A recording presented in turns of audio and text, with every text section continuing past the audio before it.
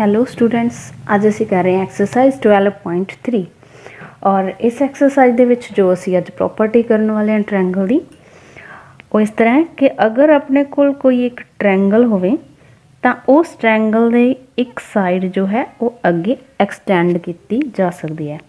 ठीक है, तो ये ए बी से एक ट्रैंगल ले रहे हैं तो इसके जो ये एंगल होंगे ये इंटरनल एंगल्स है, बट ये जो एंगल है ये बाहर बन रहा है, अंदर नहीं है। अंदर वाला इंटरनल होएगा, बाहर वाला जो एंगल है ये एक्सटर्नल एंगल होएगा। तो जो ये एंगल एक्सटर्नल है, सपोज इसनों असी एक नाम दे दें, अगर इस पॉइंट को असी डी नाम दे दिए तो ये एंगल बनेगा ए सी डी। तो एंगल ए सी डी जो ए एक्सटर्नल एंगल है।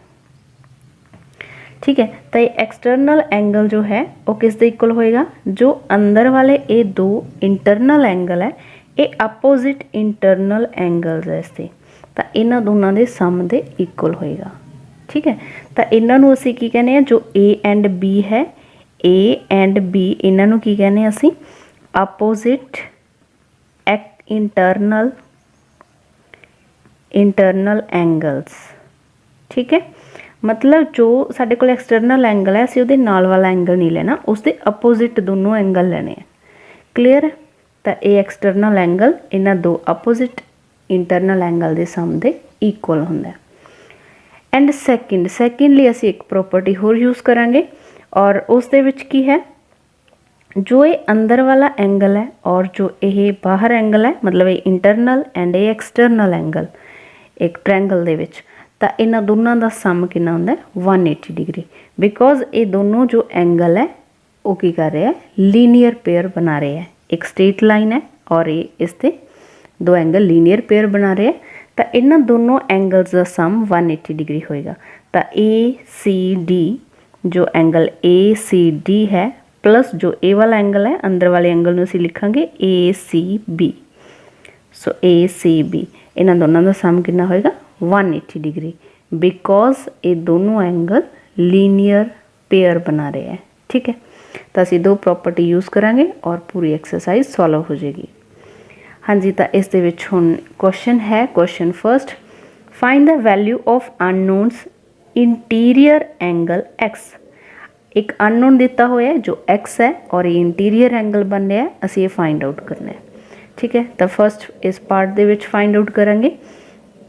तो देखो जो ये एक्सटीरियर एंगल गिवन है, तो ये दोनों इंटीरियर एंगल से अपोजिट इंटीरियर एंगल्स है। तो आप हुणे प्रॉपर्टी की हुई है, तो इन दोनों एंगल्स का सम कि होएगा जो एक्सटीरियर एंगल है इस दे इक्वल होएगा। ठीक है, सो एक्स की वैल्यू कितनी आएगी 100 degree minus 70 degree, so x आएगा 30 डिग्री।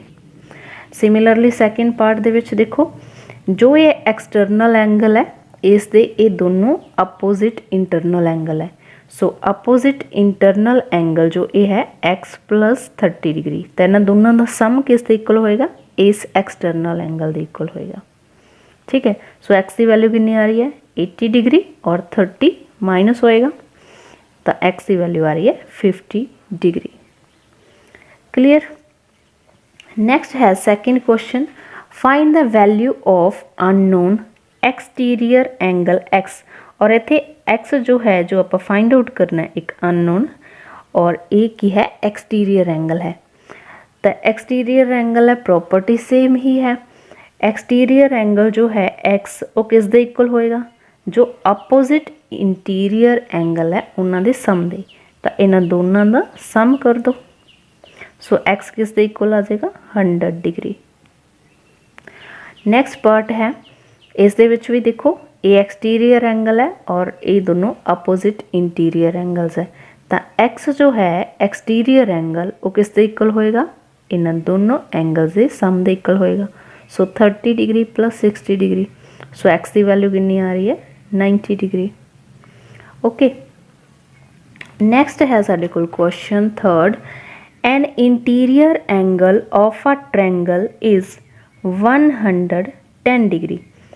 एक आप ट्रैंगल बनाने और इस ट्रैंगल दे विच की गिवन है एक्सटीरियर एंगल, तो असीं इहनूं एक्सटेंड कर लिया और ये होएगा exterior angle 110 degree. And one of the interior opposite angle is 30 degree.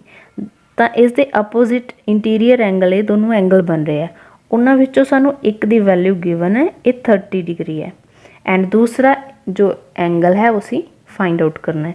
तो इसनों सपोज कर लो ये एक्स है, तो असी एक्स की वैल्यू फाइंड आउट करनी है। सो हम सेम प्रॉपर्टी अप्लाई करेंगे। सो इन्होंने दोनों अपोजिट इंटीरियर एंगल का जो सम है वो किस दे इक्वल होएगा, इस एक्सटीरियर एंगल के इक्वल होएगा।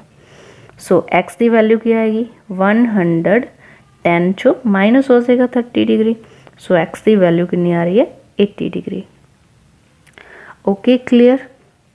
देन नेक्स्ट है question 4th, the two interior opposite angles of a triangle are 60 degree and 70 degree. एक ही दिते हुए सानू इंटीरियर अपोजिट एंगल्स दिते हुए हैं, ठीक है। एंड फाइंड करना मेजर एक्सटीरियर एंगल का। देखो हुण असी एक डायग्राम ड्रॉ करते हैं और इस डायग्राम दे विच देखो अगर असी ये लै रहे हैं इंटीरियर एंगल्स दोनों, एक 60 डिग्री एक 70 डिग्री है, तो दोनों चो तुसी कोई भी लै सकते हो। और जो एक्सटीरियर एंगल है ये बाहर वाला एक्सटीरियर एंगल इन्हों के करस्पोंडिंग ये होएगा, बिकॉज ये एक्सटीरियर एंगल दे दोनों अपोजिट इंटीरियर एंगल होने चाहिए, ठीक है। सो असी ए एंगल फाइंड आउट करना है, तो असी इसनों सपोज कर लाँगे ए एक्स है, तो प्रॉपर्टी अप्लाई करो, जो ए अपोजिट इंटीरियर एंगल्स है इन्हों दोनों का सम इस एक्सटर्नल एंगल के इक्वल होएगा। सो ए एक्सटीरियर एंगल एक्स है तो इन्हों दोनों का सम इस दे इक्वल होएगा, ठीक है। सो एक्स की वैल्यू कितनी आ रही है, 130 डिग्री आ रही है। क्वेश्चन 5th है, in the given figure the measure of the angles are indicated and then find the value of x and y. So ये सानू डायग्राम गिवन है और इस डायग्राम दे विच एक्स एंड वाई की वैल्यू असी फाइंड आउट करनी है एंड ए एंगल गिवन है 40 डिग्री एंड ए गिवन है 70 डिग्री, ठीक है। तो सब तो पहला देखो जो y एंड 70 डिग्री है ये दोनों की बन रहे हैं linear pair. So y plus 70 degree is equal to 180 degree होएगा, बिकॉज ये दोनों की बन रहे हैं लीनियर पेयर बन रहे हैं। ओके, सो y किस दे इक्वल होएगा 180 डिग्री और 70 डिग्री माइनस हो जाएगा। सो y की वैल्यू आ रही है 110 डिग्री। ओके, हुण देखो x जो है वो साडे कोल की है एक्सटीरियर एंगल है और ये एक्सटीरियर एंगल किस दे इक्वल हुंदा है, जो अपोजिट इंटीरियर एंगल है। तो इस एंगल के अपोजिट ये दोनों एंगल बन रहे हैं ट्रायंगल दे विच, तो इंटीरियर एंगल की बन रहे हैं 40 डिग्री प्लस y। सो 40 डिग्री प्लस y, ठीक है। अपोजिट इंटीरियर एंगल्स है तो इन्हों का सम एक्सटीरियर एंगल है जो x इस दे इक्वल होएगा। और इतने y की जो वैल्यू है साढ़े को 110 है और ये पुट कर दो, सो 110 डिग्री। सो x किस से इक्वल आ जाएगा, ऐड करेंगे तो ये आ जाएगा 150 डिग्री। सो x आ रहा है 150 degree. Okay clear, x and y दोनों की वैल्यू असी फाइंड आउट कर चुके हैं। नैक्सट है साढ़े को question 6th, one of the exterior angle of a triangle is 110 degree. एक साढ़े कोल एंगल गिवन है एक ट्रायंगल का और ये जो एंगल है एक ये एक्सटीरियर एंगल है। सो ये एंगल है 110 डिग्री एक्सटीरियर एंगल एंड जो अपोजिट इंटीरियर एंगल है इन्हां दी रेशो दी हुई है 6:5। तो जो भी रेशो होंगी है तो असीं नाल एक्स लगाना होंदा है, ठीक है। तो 6x 5x होएगा। तो सपोज करो जो ये एंगल बन रहा है 6x है और जो ये एंगल बन रहा है 5x है। ओके, तो जो ये एक्सटीरियर एंगल साढ़े कोल बन रहा है ये की होएगा अपोजिट इंटीरियर एंगल दे सम दे इक्वल होएगा। So 6x plus 5x sum किस दे इक्वल होएगा, एक्सटीरियर एंगल दे इक्वल होएगा। So 6 plus 5 11x is equal to 110। So x की वैल्यू की आएगी 110, 11 मल्टीप्लाई च है तो इधर डिवाइड होएगा। सो x इज इक्वल टू अगर कट करेंगे तो क्या आएगा 10 आएगा, 10 डिग्री। ओके, सो x की वैल्यू इतने पुट करो। सो ये जो एंगल आ रहा है 6x, तो x की वैल्यू इतने पुट करेंगे 10, तो ये कितना आ जाएगा 6 × 10 60 डिग्री। ओके, सैकेंड एंगल है 5x, तो इतने भी असी x की वैल्यू पुट करेंगे, तो x की वैल्यू 10 पुट करेंगे तो क्या आ जाएगा सॉरी 5 इंटू 10 ये आ जाएगा 50 डिग्री। ठीक है, सो अपने को ये दोनों एंगल आ गया 60 डिग्री एंड 50 डिग्री। एंड तीसरा ये एंगल असी फाइंड आउट करना है, because find the value of angles of the triangle. तो असी इस ट्रैंगल के तीनों एंगल फाइंड आउट करने हैं। तो ये एंगल जो होएगा थर्ड, ये की बन रहा है, इन्होंने दोनों ना लीनियर पेयर बना रहा है। तो ये जो एंगल है इसनों असी सपोज कर लेने एंगल है वाई। तो इन्होंने दोनों का सम कितना होएगा वाई प्लस दिस एंगल 110, दोनों का सम होएगा 180 डिग्री। बिकॉज ये दोनों की बना रहे हैं लीनियर पेयर बना रहे हैं। ओके, सो वाई की वैल्यू की होएगी 180 डिग्री माइनस कर दो 110 डिग्री, सो वाई की वैल्यू कितनी आ रही है 70 डिग्री आ रही है। ठीक है, सो इस ट्रैंगल के तीन एंगल होंगे 60 degree, 50 degree and 70 degree. Question 7 दे विच की गिवन है, in the given figure two angles have measures 50 degree and 60 degree and find the value of x and y. इस डायग्राम दे विच देखो दो एंगल दिते हुए हैं 50 डिग्री एंड 60 डिग्री, और इन्हां दोनों एंगल्स की हेल्प नाल असी एक्स एंड वाई की वैल्यू जो है असी फाइंड आउट करनी है। तो सब तो पहले देखो एक्स की होएगा, एक्स फाइंड आउट करना है, तो जो प्रॉपर्टी असी हुणे अप्लाई कर रहे हैं, एक्स एक्सटीरियर एंगल बन रहा है और इस दे अपोजिट इंटीरियर एंगल ये दोनों है।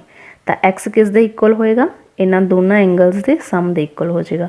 सो 50 डिग्री प्लस 60 डिग्री, तो एक्स की वैल्यू आ रही है 110 डिग्री। उस तो बाद असी वाई की वैल्यू फाइंड आउट करनी है। सो सैकेंड प्रॉपर्टी अप्लाई करो, वाई एंड एक्स दोनों का सम कितना होएगा 180 डिग्री, बिकॉज ये दोनों की है लीनियर पेयर बना रहे हैं। ठीक है, तो लीनियर पेयर बना रहे हैं तो दोनों का सम 180 डिग्री है। सो एक्स की वैल्यू जो है 110 डिग्री है, वाई वैल्यू जो है उसी फाइंड आउट कर रहे हैं। सो वाई किस दे इक्वल आ जाएगा 180 माइनस 110, सो वाई की वैल्यू आ रही है 70 डिग्री। ओके, और इत्थे तुसी दूसरा फॉर्मूला भी अप्लाई कर सकते हो। अगर अपने को ये तीनों एंगल इंटरनल एंगल बन रहे हैं ट्रैंगल के, तो इन्हों का सम कितना हुंदा, तो इन्हों ऐड करांगे तो इन्हों का सम होएगा 180 डिग्री। तो इत्थों भी वाई की value 70 degree same find out हो सकती है। So thank you for watching.